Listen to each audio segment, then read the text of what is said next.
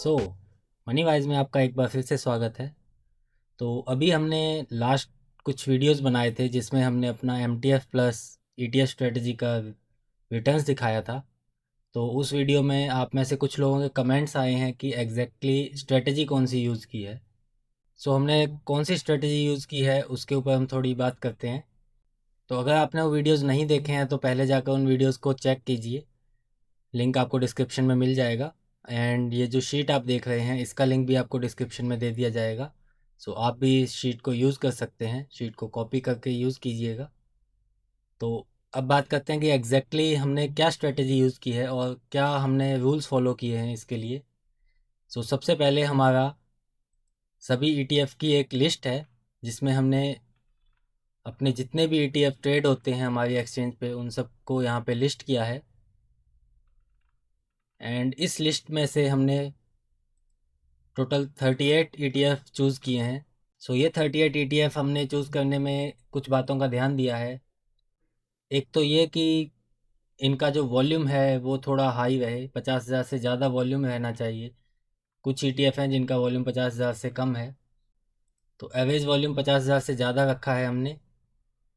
And second main हमारा criteria रहा है कि हमने हर सेक्टर से एक ईटीएफ को चूज़ किया है और ज़्यादातर हमने ब्रॉडर मार्केट के सेक्टर्स को यूज़ किया है। तो ये लिस्ट भी आपके साथ शेयर की गई है उस शीट में।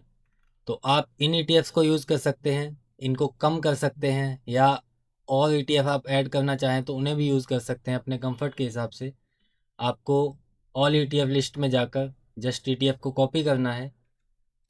यहाँ पर कंट्रोल सी कीजिएगा और ईटीएफ लिस्ट में आकर उसे पेस्ट कर दीजिएगा, तो आपका ईटीएफ इस लिस्ट में ऐड हो जाएगा। सो आपको इतना ही करना है।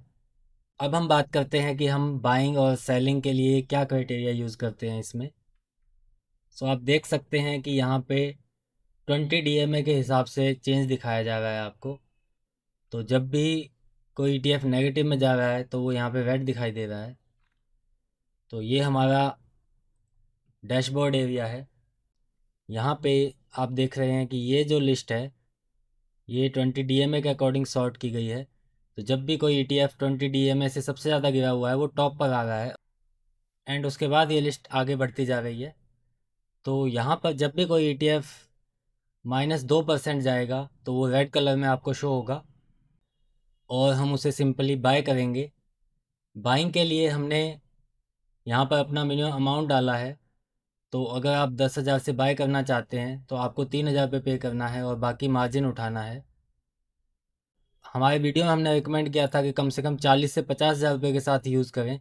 बट अगर आप इस अमाउंट के साथ भी यूज़ करना चाहते हैं तो आप ट्राई करने के लिए कर सकते हैं। बट अगर आप प्रॉपरली इस स्ट्रेटजी को काम में लेना चाहते हैं तो 40 से 50,000 रुपये का मिनिमम साइज़ रखिएगा पर ट्रेड का। सो हमारा बाइंग का क्राइटेरिया रहेगा, जब भी कोई ईटीएफ इस लिस्ट में 2% से ज़्यादा डाउन आएगा और वो टॉप पर होगा तो हम उसको सिंपली बाय करेंगे। उसके बाद हमारा सेलिंग का क्राइटेरिया रहता है जो कि बहुत ही सिंपल है। अगर हमने एमटीएफ में उसको उठाया है यानी कि मार्जिन पे उठाया है तो सिंपली 3% के प्रॉफिट पे हम उसको सेल कर देंगे। जैसा कि आप यहाँ देख रहे हैं कि ये 3% के प्रॉफिट पे आ चुका है, तो ये लिस्ट में ऊपर आ रहा है। यहाँ आपकी लिस्ट में ग्रीन कलर में दिखाया गया है, तो ये 3% होते ही ऑटोमेटिक हाईलाइट हो जाता है जो आपको सिंपली सेल कर देना है। आप डैशबोर्ड से भी इसको देख कर चेक कर सकते हैं। बट क्योंकि ये पोजीशन मैंने कैश में ली है तो कैश में मैं 6% पे सेल करना प्रेफर करता हूँ। बट अगर आप एमटीएफ में यूज़ करते हैं तो 3% काफ़ी हो जाता है, क्योंकि एक्चुअल रिटर्न आपका 3,000 रुपीज़ के ऊपर बनता है। आपने 3,000 में पोजीशन ली है और अगर आप 200 रुपये या 300 रुपये भी उससे कमा रहे हैं तो वो 7-8% का रिटर्न बन जाता है। दूसरा रूल हमारा रहता है कि जब भी हमारा कोई ईटीएफ का इंटरेस्ट 100 रुपीज़ से ऊपर जाता है तो मैं उसको कैश में कन्वर्ट कर लेता हूँ। बट आपको ऐसा करने की ज़रूरत नहीं पड़ेगी, क्योंकि अगर आप बड़ी पोजीशन लेंगे तो इंटरेस्ट आपके ऊपर इतना भारी नहीं पड़ेगा। बट क्योंकि मेरी पोजीशन का प्रॉफिट 300 रुपीज़ रहता है, तो 100 रुपीज़ अगर हम यहाँ पे कर देते हैं और 100 रुपीज़ हम ब्रोकरेज में पे कर देते हैं तो जस्ट 100 रुपीज़ बचता है 3% के बाद। इसलिए हम इस पोजीशन को कन्वर्ट कर लेते हैं। तो मेन सारा खेल है आपको अपनी पोजीशंस को जस्ट मैनेज करना है, उनको लिक्विडेट होने से बचाना है। आपको कुछ बेचना पड़े आप उसको बेचिए, मार्जिन को मेंटेन रखिए और पोजीशंस को मैनेज करते रहिए, प्रॉफिट अपने आप मार्केट देगी। अब हमने बाइंग और सेलिंग दोनों क्राइटेरिया डिस्कस कर लिए हैं कि हम बाइंग करते हैं जब हमारा स्टॉक 2% डाउन जाएगा डीएमए से, और सेलिंग करते हैं जब हमारा ईटीएफ 3% अप हो जाएगा। अब थर्ड हमारा क्राइटेरिया आता है एवरेजिंग के लिए। तो अगर मार्केट नॉर्मल कंडीशन में है तो हम यहाँ पर 6% पर एवरेज कर सकते हैं कि आपने जो भी बाय किया है, अगर आपके बाइंग प्राइस से 6% डाउन जाता है तो आप दोबारा उसको बाय कर सकते हैं, उसे एवरेज कर सकते हैं। बट अगर आप देखते हैं कि मार्केट साइडवेज है या डाउन ट्रेंड में है तो आप इस नंबर को बढ़ा सकते हैं। मैं 10% प्रेफर करता हूँ अभी की मार्केट के हिसाब से। सो मार्केट का ट्रेंड आप कैसे पता करेंगे, उसके लिए सिंपली आप निफ्टी के चार्ट पर जाइए और एक 50 डीएमए लगाइए। जैसा कि आप यहाँ देख रहे हैं कि ये एक डीएमए का लाइन है। अब आप इस लाइन को सीधा ध्यान से देखिए, ये लाइन अप ट्रेंड में जा रहा है, तो आप सिंपली बता सकते हैं कि मार्केट इस फेज में अप ट्रेंड पे था। अब आप इस लाइन को आपके सामने देखिए, ये लाइन डाउन साइड को बेंड हो रहा है, तो इसको आप या तो डाउन ट्रेंड कह सकते हैं, क्योंकि ये ज़्यादा शार्प नहीं है तो हम इसको साइडवेज ट्रेंड कहेंगे। सो ऐसे ट्रेंड में हमें 10% पे एवरेजिंग करना ज़्यादा फ़ायदेमंद रहता है। तो इस चीज़ को आप डिसाइड करेंगे। जब ये लाइन फिर से अप साइड में जाएगी तो हम जल्दी जल्दी एवरेजिंग भी कर सकते हैं, हम 6% पे एवरेजिंग करना स्टार्ट कर देंगे। सो ये हमारे बाइंग, सेलिंग और एवरेजिंग के क्राइटेरिया रहेंगे।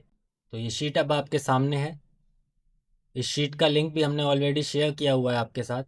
हमारे चैनल पर जाइएगा और उसमें एक प्लेलिस्ट मिलेगी आपको, जिसमें हमने अपनी जितनी भी शीट्स हैं उनके वीडियोस शेयर किए हैं, और उन वीडियोस के डिस्क्रिप्शन में ही आपको हर एक शीट का लिंक मिलेगा। इसके बाद भी अगर आपके कोई सवाल रह गए हैं तो हमें कमेंट में लिख भेजिएगा, और आप में से कितने लोग इस स्ट्रेटजी को यूज़ कर रहे हैं कमेंट में बताइएगा। एंड अगर आप कोई यूज़ नहीं कर पा रहा है, स्टार्ट करना चाहता है, उसके कोई भी सवाल हैं, कोई भी आपके कंसर्न हैं, आप स्टॉक मार्केट में शुरुआत करने से डर रहे हैं, तो एक बार सवाल करिए। अगर हमारे नॉलेज में हुआ तो हम उसको ज़रूर सॉल्व करने की कोशिश करेंगे। सो वीडियो अगर अच्छा लगा हो तो वीडियो को लाइक कीजिए एंड चैनल को सब्सक्राइब कीजिए।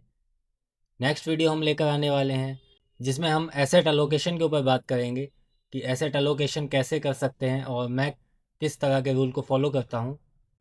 सो मिलते हैं किसी नेक्स्ट वीडियो में, तब तक के लिए थैंक यू।